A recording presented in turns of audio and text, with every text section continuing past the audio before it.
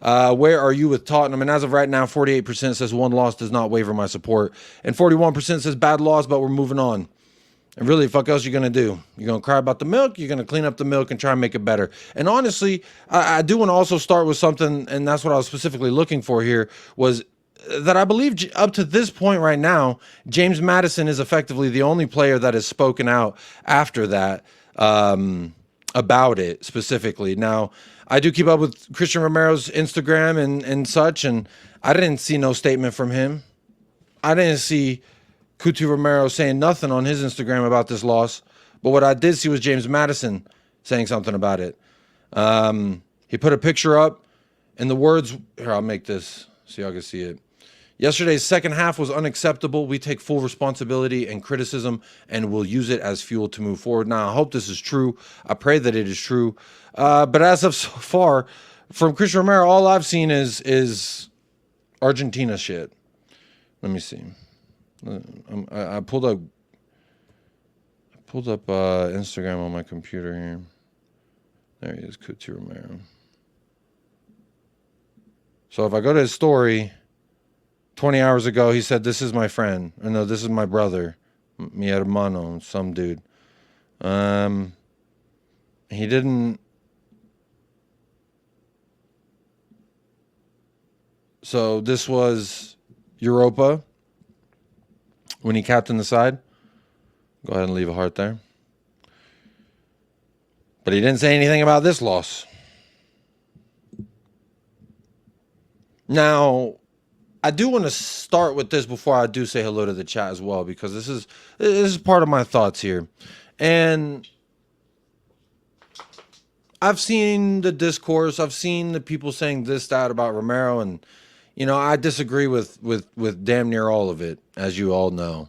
But I'll tell you right now, I do not blame him for those goals conceded. Now, people say he was ball watching, the ball came in, yada, yada. I look at those three. It was James Maddison, Timo Werner, and specifically Destiny Udogie, who were playing defense on number 14, Jorginho Ruder, who played at Leeds last year in the championship.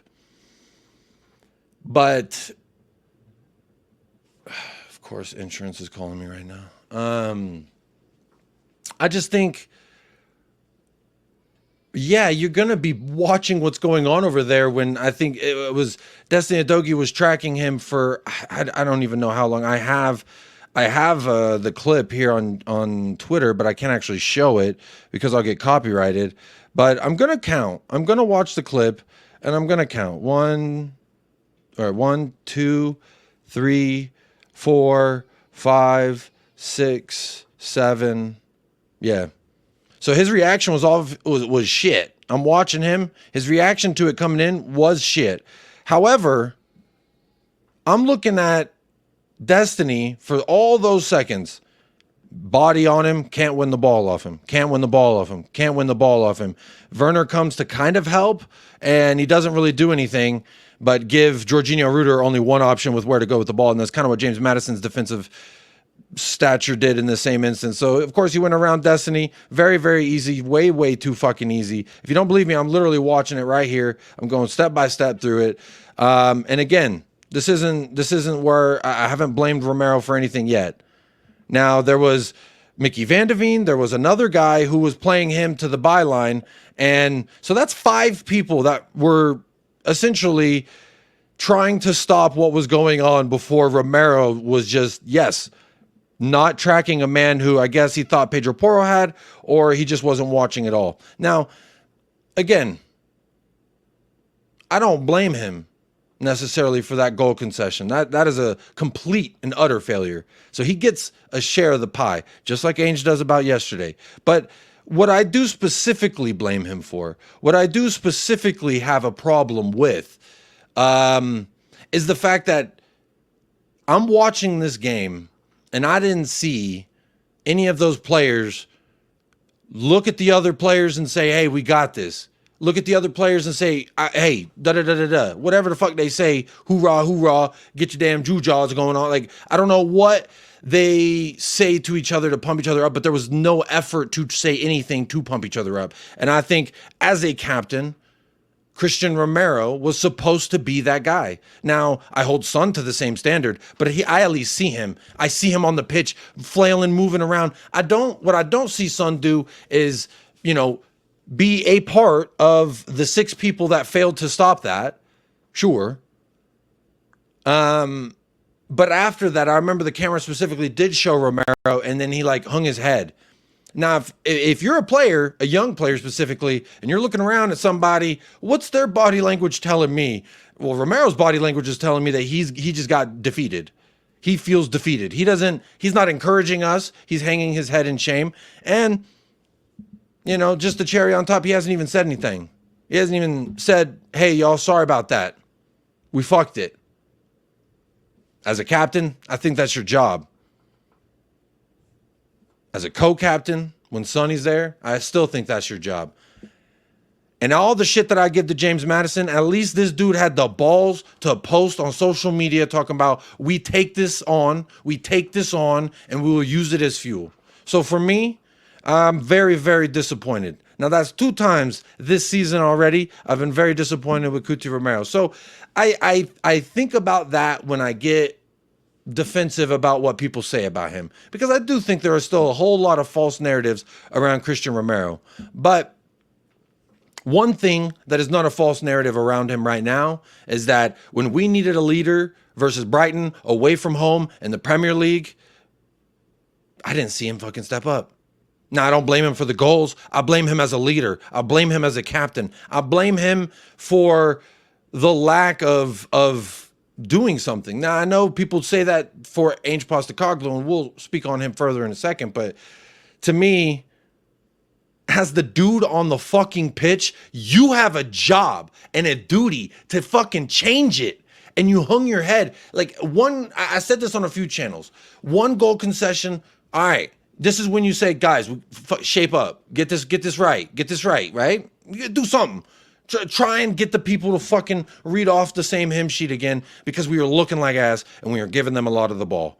And a lot of people who are saying, oh, that's when Angel's supposed to change something. No, that's when my fucking captain's supposed to change something. That's when my leader on the pitch is supposed to fucking lead on the pitch.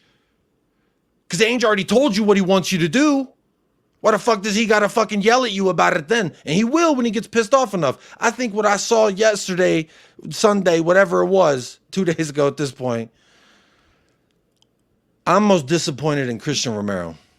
And it wasn't for his play. I thought he was fine. He was fine. Van de Ven was questionable one-on-one defending, but he's a young man, so I forgive him for that. But Christian Romero's not a young man. He is now a seasoned man. He is one of our biggest winners and our fucking co-captain. So when I hold Sonny to a standard of, you got to be the guy to carry us and lift us in these moments, Sonny ain't there. So who's the next one up? And that's Christian Romero. And did he do that? Fuck no. So where do we go from here? I don't know. What does this mean about him? I don't know. But what I don't like is people saying, oh, he likes this more, he's thinking about this, or he's doing that. You don't know him like that. I don't know him like that. It's very presumptuous and highly disingenuous to fucking say, oh, I know for a fact Romero feels this or that way about Todd. He feels this or that way. That's presumptuous. And I think if anyone did that to you as an individual and as a person, as a public figure, you wouldn't like it. So I would say just ease up on that.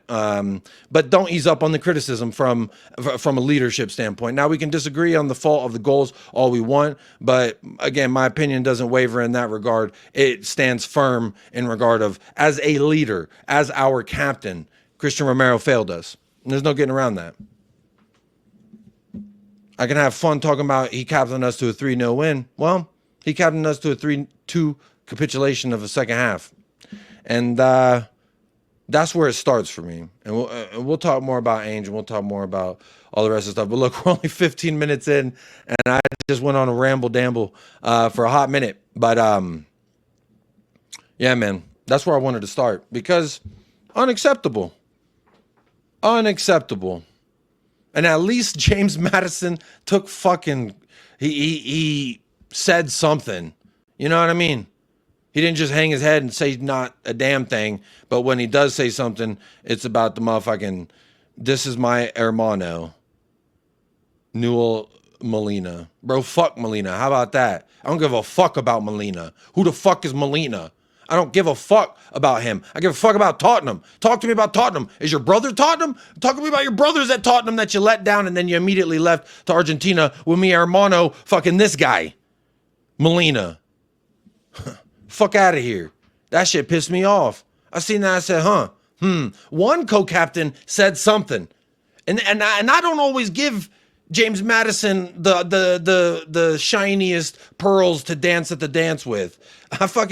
I tell him what I think very, very adamantly because I think there's a lot that he still has to prove with us. But he's continuing to try and at least do that. And he fucking spoke up as a leader in this team, as a veteran in this team, a guy who's one of the people when everyone's looking around. Oh, the heads are starting to drop. I guess we are, going to fucking capitulate. And that's exactly what happened. And that's on us as a team.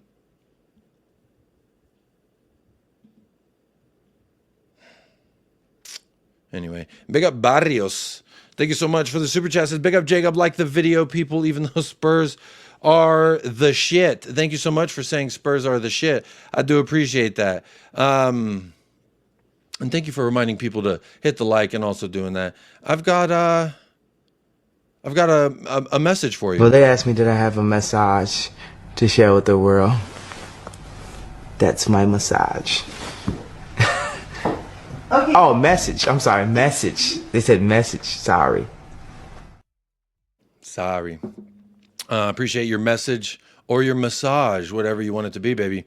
Let me say hello to the chat, and then I'll keep going with the bookmarks and the other shit that I got to talk about. But I got to get that off my chest because that was sitting there for a minute, and I'm pretty damn pissed off at Romero. If he don't fucking dunk on West Ham, that jersey I may have to start showing the cello again. And take that jersey off there. But big up. Bader, 1 loss in 6. That's facts. 4, which was against below average teams. That's not facts. That's a feeling. And 1 against a very poor Man United side, the worst ever in the Premier League. Well, I think that is a fact. I think Ten Hag broke his previous record of being the worst United side ever. We are still not good enough. That is a feeling, not a fact. Some facts, some feelings. Excuse me, but big up Bader. Jordan says, love Spurs and support Ainge through and through, but that loss Sunday really put a dent in my confidence. Even after soaking in the result for 2 days, let's hope that kind of result was a one-off. I think it can be. I think it can be or it can't be. There's 2 different ways it could go, and ain't no one going to be able to answer that but these damn players. But I do want to say something, Jordan. I wore a Tottenham shirt specifically, the one of my clean ones anyway, so most of them need a wash. But I put my Tottenham shirt on for a specific reason because I wanted to remind people. Well, I guess you can't see it when I do that. I wanted to remind people, this is my fucking club. I love my club. I will never not love my club. There's not a board member, an owner, a manager, a player, staff member, or fan associated with this club that can make me feel differently about the way I feel about this club. So when everyone talks shit about Tottenham, oh, we're this, that, and they do the cuckery and I make a mockery of it and I make a joke of it, is because honestly, I don't like it. I get defensive about my club. When people talk shit about my club, I want to defend it. I want to find reasons to say you're wrong. Stop talking shit about the club that we both support. So again, I feel, and this is from my perspective, so as I always say, don't just take my word for it. Use your own brain. But I feel like I'm pretty balanced. But one thing I don't waver in, one thing that doesn't need balancing, one thing I don't give a fuck how anybody feels about it, is how I feel about my club. So when people are saying this, oh, when, cry about our manager, about the result, about the club, about the owners and all the shit, it's like, yeah, I hear you. But I love my club. And if that makes me a bad fan, you can do one. Because a fan is supposed to be a fanatic. And I'm a fanatic of this club. A supporter is someone who supports the fucking team, regardless of who's wearing the shirt. If you watch the watch along, when Timo Werner was doing the fucking bullshit that Timo does, I still was singing for that pussy, trying to make him do something, trying to give him some energy, trying to, because he's wearing the goddamn shirt. And that shit means something to me. It actually does. And I fucking mean that. Like, when they wear the shirt, it absolutely, like, I want them to succeed, man. I want Brennan Johnson to continue to tell me to shut the fuck up and tell everybody to shut the fuck up. And he did. Even though we lost, he still did. There's a bright spot. Timo Werner got an assist. Now, it wasn't really a great one, but we move. Fuck it. Someone had to pass the ball, and he did. He could have gotten an assist in the first 18 seconds, and he failed to do that. Now, again, this is where people do it could have been this, would have been this, should have been this. Fact of the matter is 3-2 loss. There ain't no fucking could have been, would have been. I don't worry about past results because guess what? It's already etched in the echelons of fucking history. Like when the Liverpool fans going wham wham about our win last year over them. I don't give a fuck, dog. It's a dub. I look back in the history books. That's 3 points on Liverpool's head. Last time Jurgen Klopp ever went to Tottenham Hotspur Stadium, he went home with fucking nothing, an L. So I take that and I use that to defend the club that I love. Now, if that makes me a fucking deluded fan or whatever adjectives they want to associate to my name, it really doesn't bother me. Because again, nothing any fan, YouTube viewer, rival fan, manager, player, board member, whatever at the club ain't going to fucking change how I feel. When I see this logo, there's a certain chemical reaction within that I cannot withhold, that is undeniable. Much like a fucking werewolf at the sight of a full moon must become a werewolf. When I see Tottenham Hotspur logo, when I hear Tottenham, when I hear Tottenham Hotspur, when I hear my players, I defend it. What I think is defensible anyway. But when it comes to my club overall, I will always go on rival channels. I will always talk my shit and defend myself and defend my club because, again, I fucking love my club. And that's just the end of the matter on that, as far as I'm concerned. Now, people come in, they're going to say this, they're going to say that. I really don't give a fuck, dog. I really don't. Because, again, no one can make me feel differently about my club. I am a grown man, and I am a stubborn grown man. So but I'm also, I like to think open-minded. But in things I believe in, I am very fucking stubborn. So there we are. Big up to Futility 1912. You may have to dress the cello in Romero's shirt. Big up, Futility. I appreciate that, buddy. Very generous donation with that Australia. Good day. Good day. I believe it's Wednesday, October the 9th for you. Because you guys live in the future, and that's very cool out there in Australia. Big up Futility. And big up Fifth Elemento as well. 199 says, I love my club. To me, Spurs is a big team. I don't give a fuck. We are a big team, but I'm also humble enough to recognize we're not the biggest team. Not the biggest team in London, well, I guess you could say that in London as well, because Chelsea have won 2 UCLs. I rate that very, very highly. If we would have won one, I could have made some arguments there. Now, we are bigger than Arsenal in regards to like the grand scheme of things because we do have European heritage. They don't. Albeit we do need those Champions League trophies. And I think it could come if we do things right. We were very, very close doing things wrong. So who's to say that if we did it right, we wouldn't be able to reach there? Because again, doing it wrong, we got to a final. We do it right, I think we get over that hump. I think we win the league 2016. I think we do all the things. And then everybody talked to Jacob very, very nicely. And I don't really give a fuck what anybody think about that. Because ain't nobody got a crystal ball that can tell me what's going to happen at the end of this season, what trophies are already won. I hear people saying, oh, the Carabao Cup, wham, wham. If we get kicked out by Man City, wham, wham. There goes all our trophies, wham, wham. That's all I hear. I see it. I see things, and I just, wow, wham, wham. The first sight of, I guess, not first, consecutive sight of some kind of, rubbing, people get uncomfortable.